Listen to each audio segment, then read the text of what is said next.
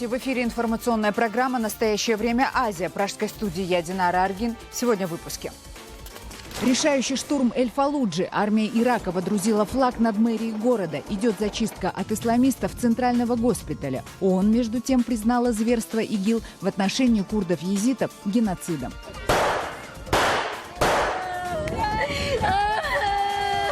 Это не люди, это животные. Ураган небывалой силы в узбекском Хорезме. Новые кадры. Ветер срывает стальные крыши с торговых центров и переворачивает автомобили. Есть жертвы. Новые поправки в кыргызский закон о СМИ могут окончательно добить свободу слова в республике. Опять под угрозой закрытия радио «Азатык». Кыргызские депутаты скопировали законопроект у российских коллег. Вот вы меня убедите, я с вами соглашусь. Почему? Зачем этот законопроект? Я не понимаю. Не нужно. Внедорожники вне закона. Дорожная полиция России начала настоящую охоту на владельцев джипов на Камчатке, региона, где дороги отсутствуют, как факт. Это просто, по-моему, лишний повод с народа денег выкачать. Ураган небывалой силы обрушился на узбекский город Хорезм. В сети появились кадры, снятые очевидцами урагана на мобильные телефоны. Из Хорезма поступают сообщения о человеческих жертвах этого стихийного бедствия.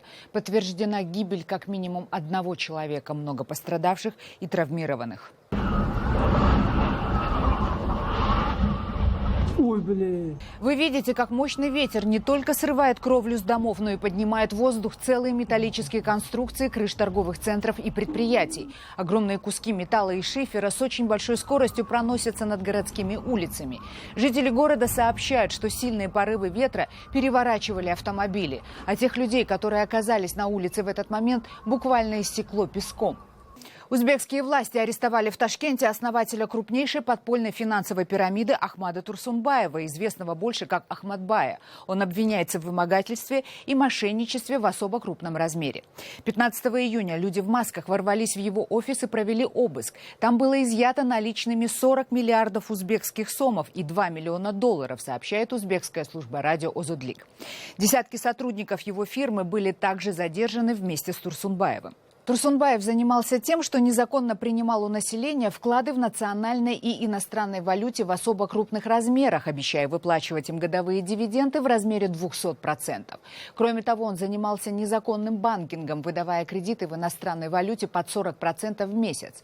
Число тех, кто занимал деньги у Ахмадбая, и тех, кто передал ему свои накопления, достигло нескольких десятков тысяч.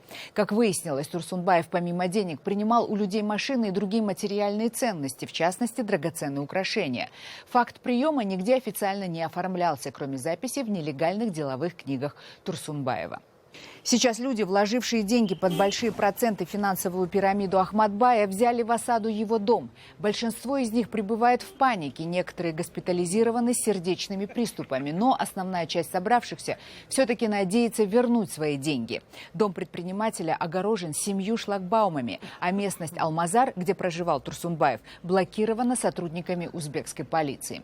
Как сообщает сайт Central Asia News, на операцию по аресту Ахмадбая был привлечен почти весь личный состав областного управления внутренних дел. Парламент Кыргызстана в эти дни рассматривает поправки к местному закону о СМИ. Эти поправки запретят иностранцам владеть в республике любыми средствами массовой информации. Для независимых СМИ страны, которые выживают на благотворительные гранты из-за рубежа, это может стать настоящей катастрофой. Под удар попадает и местное бюро «Радио Свобода» «Азатык». По мнению экспертов, кыргызские депутаты просто скопировали этот законопроект у своих российских коллег. Какие цели преследуют авторы кыргызского закона о СМИ, узнавала Чебек Бегалиева. Закрыть радио «Азатык», так по-кыргызски звучит «Радио Свобода», пытался каждый президент. Каждый раз это случалось незадолго до очередной революции. После смены власти независимые СМИ не трогали до тех пор, пока в стране вновь не начинали закручивать гайки. Во времена правления всех президентов Азатык бесстрашно и четко высказывал свою позицию. Когда мы не могли донести важную информацию до общественности через государственные каналы, мы это делали через Азатык. Зачем ограничивать работу радио, которое доносит до граждан правду? Зачем нам такой законопроект? Надо пояснить, что помимо радиопередач, Кыргызское бюро «Свобода» выпускает и телевизионный продукт. Это журналистские расследования, политические ток-шоу и новости. Из-за материалов, которые готовили журналисты «Азатыка», не раз в отставку уходили крупные чиновники. Закрыть неудобный ресурс на этот раз пытаются депутаты. Поправки, которые предложили законодатели, запрещают иностранцам владеть СМИ. При этом их участие в капитале не должно превышать 20%. Речь идет конкретно об «Азатыке», потому что, когда на комитете обсуждалась эта тема, был назван именно «Азатык». У нас в Кыргызстане действует очень много иностранных СМИ, которых этот законопроект не будет никак касаться, поскольку они зарегистрированы здесь как иностранные представительства. Мы считаем, что то есть «Азатык» не нравится отдельным депутатам, и они его инициируют, но очень большая поддержка со стороны общества. В сети в это время начался сбор подписей за отклонение законопроекта. В день, когда документ рассматривался перед парламентом, проходил митинг. И здесь, под окнами депутатов, и внутри здания вспоминали: тем, кто у власти, «Азатык» не нужен. Ровно до тех пор, пока политик сам не окажется в изгнании или в оппозиции. После того, как сбежал первый президент Аскар Акаев, он позвонил из Москвы в «Азатык» и сам упрашивал СМИ, которые он же закрыл, взять у него интервью. Говорил, что никто не хочет его снимать. С Бакиевым было то же самое. Он жаловался, что госканалы не хотят брать у него интервью. Он упрашивал «Азатык» донести его мнение до народа. Своих коллег, что написали поправки к закону о СМИ, молодой депутат не очень понимает. Объяснить, что это за документ, сами авторы так и не смогли. Авторы закона сами не очень хорошо понимают, что за закон они написали. Они просто переписали его с российского. 4 депутата. У каждого из них спросите. Никто из них не сможет объяснить содержание документа. И действительно, чем мешают СМИ с иностранным финансированием, авторы объяснить не могут. И все как один почему-то вспоминают Актюбе, ИГИЛ или Ливию. Безопасность это как угрожает? Говорят про экстремизм, про религиозный экстремизм. Конечно, при чем тут эти СМИ? Чтобы они правильно информировали людей. Поэтому, чтобы государство тоже контролировало. Они неправильно информируют? В некоторых местах неправильно. Например? По экстремизму, например. Ну вот вы меня убедите, что этот законопроект нужен. Мне очень интересно. Вот вы меня убедите, я с вами соглашусь. Почему? Зачем этот законопроект? Я не понимаю. Нужен. И Тилаев, и другие авторы уверяют, писали сами. У российских коллег не подглядывали. А кто придумал этот закон вообще? Вы сами или кто-то еще? Да, инициаторы это... российских переписали. Да ничего не переписываю я. Зачем такой вопрос задаете, что переписал? Я похож на тот человек, который переписывает мало? Я не переписываю.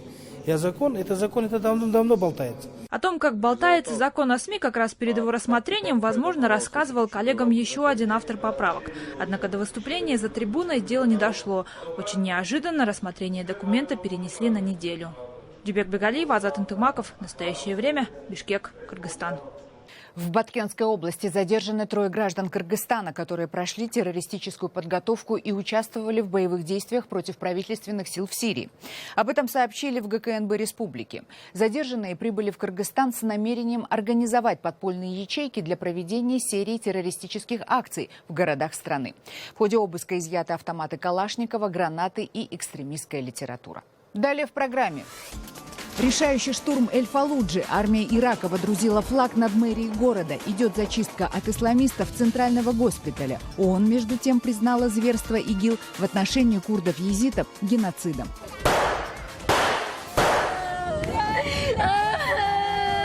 Это не люди, это животные. Внедорожники вне закона. Дорожная полиция России начала настоящую охоту на владельцев джипов на Камчатке, региона, где дороги отсутствуют, как факт. Это просто, по-моему, лишний повод с народа денег выкачать. Российские легкоатлеты не поедут на Олимпиаду в Рио-де-Жанейро. Такое решение было принято Советом Международной ассоциации легкоатлетических федераций. Запрет на участие в Олимпийских играх стал результатом целой серии допинговых скандалов, связанных с российской олимпийской сборной. У большинства ее членов допинг-пробы дали положительный результат. Международное допинговое агентство провело 2-ю серию тестов, и опять россияне не прошли допинг-контроль. У нас есть обвинения против российских атлетов и российских спортивных федераций. Кения и Россия не соблюдают условия, и нам придется принять на себя ответственность. В России это решение считают политическим заговором. А министр спорта Российской Федерации Виталий Мутко заявил, что запрет на участие в Олимпиаде может убить российскую легкую атлетику. Мы нормально к этому отнесемся спокойно. Но последствия для легкой атлетики, и я говорил президенту Кове, очень простые. Мы прекратим финансировать. Нет сборной такой. Мы прекратим инвестировать в развитие. Уйдут спонсоры. Ну, если вы хотите, чтобы на территории России и вы в исторической перспективе убили легкую атлетику, убейте. Ну, убейте. До последнего момента российские спортсмены надеялись, что им все-таки удастся принять участие в летних Олимпийских играх в Бразилии. По крайней мере, туда рассчитывали попасть те, у которых допинг-пробы дали отрицательный результат. Но, судя по всему, в Рио-де-Жанейро из российских легкоатлетов не поедет никто. Последние допинг-пробы показали 49 положительных результатов из 52. Тем временем в Мельбурне торжественно задним числом вручили золотую медаль Олимпийских игр в Лондоне австралийскому ходоку Джареду Талленту. Изначально чемпионом был признан россиянин Сергей Кирдяпкин, но ему пришлось со своей наградой расстаться после того, как выяснилось, что он получил ее, используя допинг. Подробности в репортаже Рейтер. Австралийский мастер спортивной ходьбы Джаред Таллент прошел свою победную дистанцию в 2012-м, но ждал награды 4 года. На Олимпиаде в Лондоне его признали вторым. Первое место досталось россиянину Сергею Кирдяпкину. В марте спортивный арбитражный суд в Лозанне признал его и еще 5 российских атлетов виновными в употреблении допинга. Мордовский спортсмен сдал свою медаль. В пятницу ее доставили в Мельбурн, где торжественно вручили Талленту.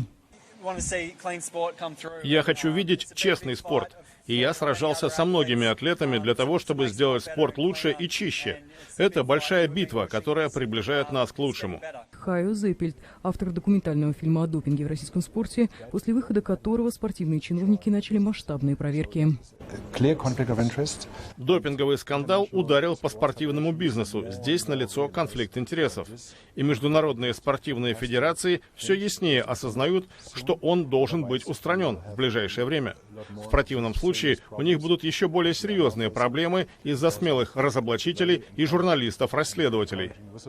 Накануне Всемирное антидопинговое агентство обвинило российских спортсменов в массовом срыве допинг-тестов. Согласно отчету ВАДА, в 52 пробах российских спортсменов обнаружены запрещенные вещества, в 49 из них мельдоний. Организация также сообщила, что российские атлеты за последние полгода уклонились от сдачи тестов на допинг 736 раз.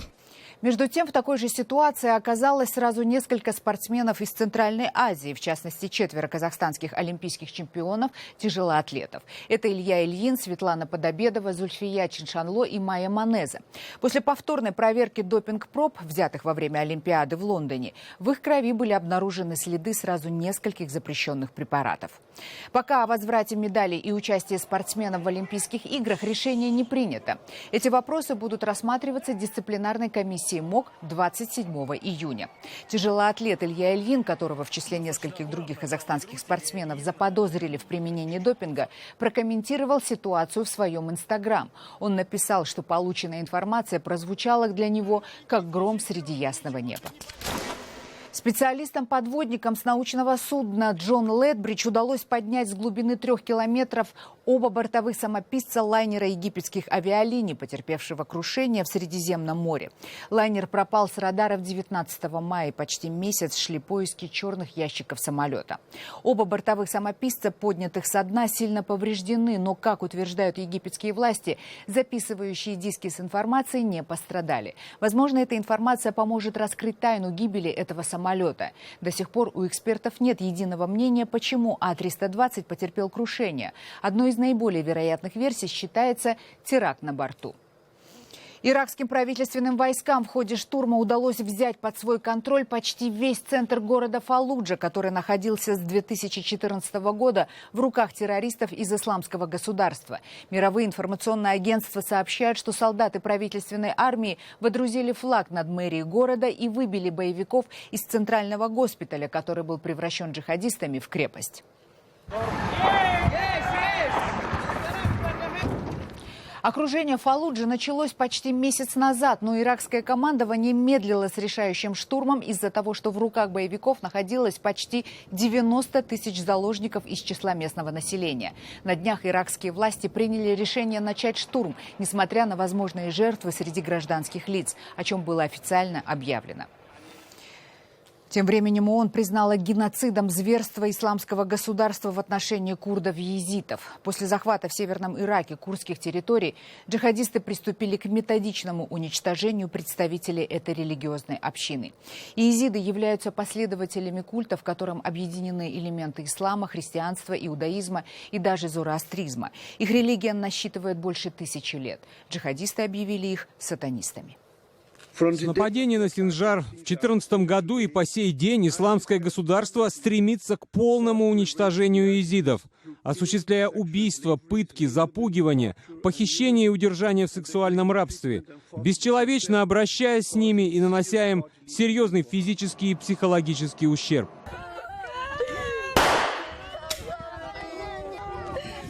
С самого начала захвата езидских городов и деревень боевики ИГИЛ приступили к полному уничтожению езидов-мужчин. От маленьких мальчиков до глубоких стариков. Мужчин расстреливали тысячами. Не спасало их и принятие ислама, на которое перед расправами настаивали боевики. Убийства и расстрелы производились со зверской жестокостью. Сейчас, после освобождения этих территорий, ни один день не обходится без обнаружения огромных братских могил, в которых находятся сотни тел расстрелянных и замученных. В ООН предполагают, что боевикам удалось уничтожить почти половину 400-тысячного езидского народа. Это позор, когда женщину насилуют. Но когда ее насилуют 10 мужчин, то как это назвать? Это не люди, это животные. Из-за них я до сих пор живу в постоянном страхе.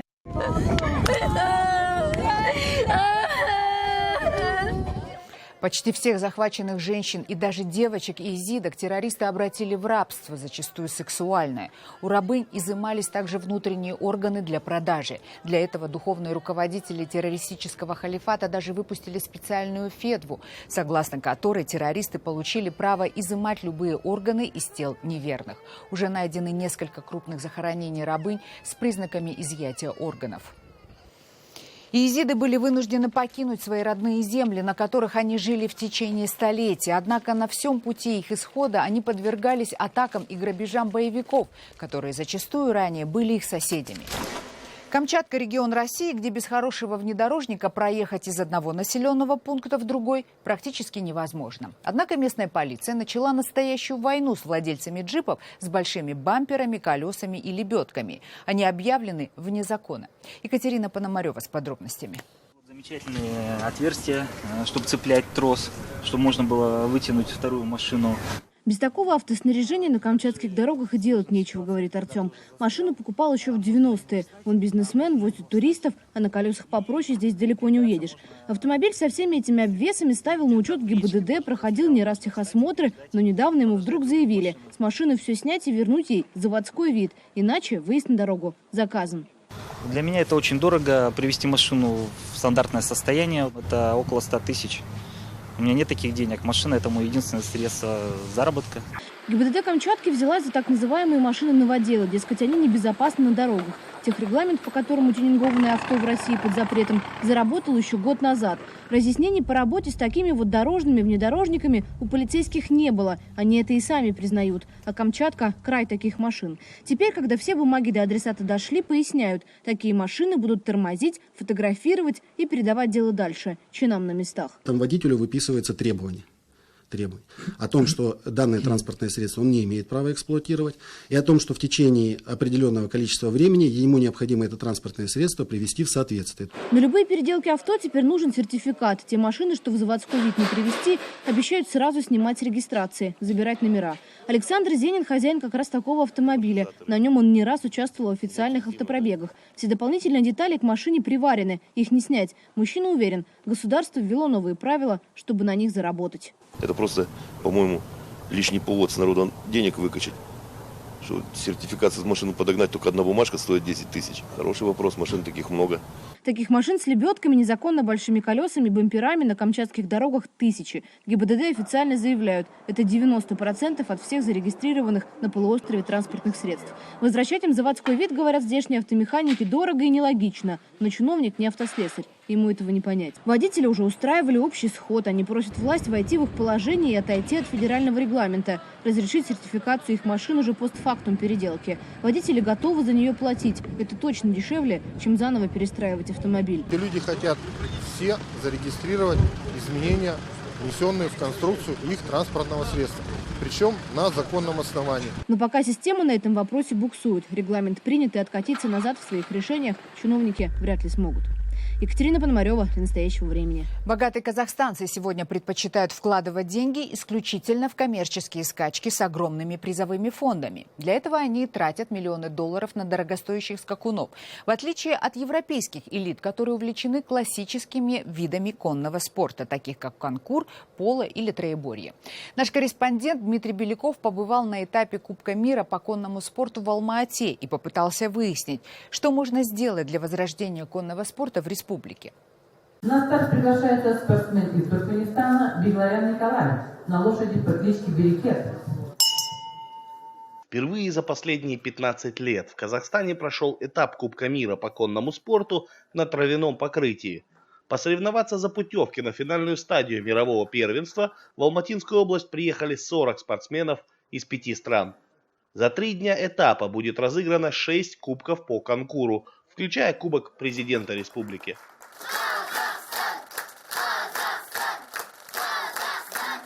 Казахстанцы олимпийским дисциплинам конного спорта традиционно уделяют меньше внимания, чем призовым скачкам, байге. Не хватает опытных наездников, судей, наставников, но основная проблема, по словам руководства федерации, нехватка подготовленных чистокровных лошадей. К примеру, по сегодняшнему уровню в Центральной Азии лошади для конкура стоят в среднем 15 тысяч долларов США, а на больших мировых стартах выставляют жеребцов стоимостью и в 1 000 000 евро.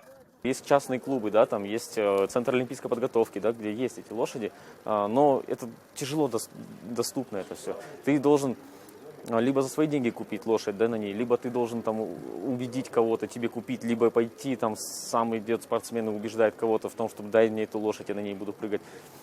То есть труднодоступно. Количество лошадей у нас не является достаточным, то есть нужно все равно докупать.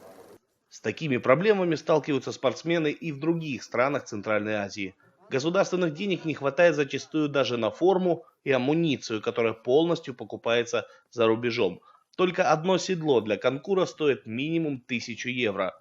Владимир Шмелев, чемпион Узбекистана, занимается конным спортом 12 лет.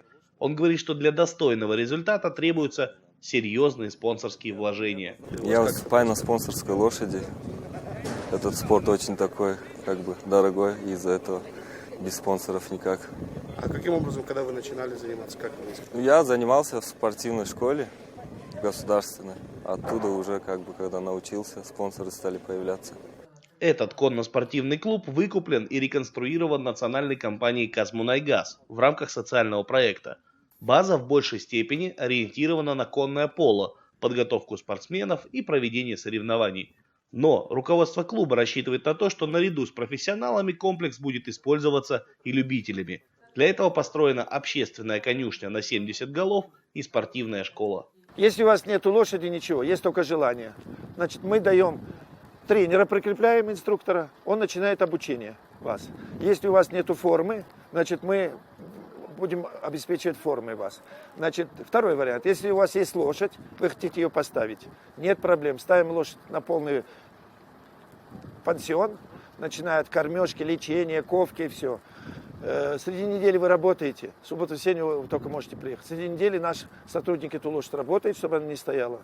Руководство Казахстанской Федерации рассчитывает на то, что конное поло может быть внесено в программу Олимпийских игр в 2020 году и готовит базу для будущей национальной сборной.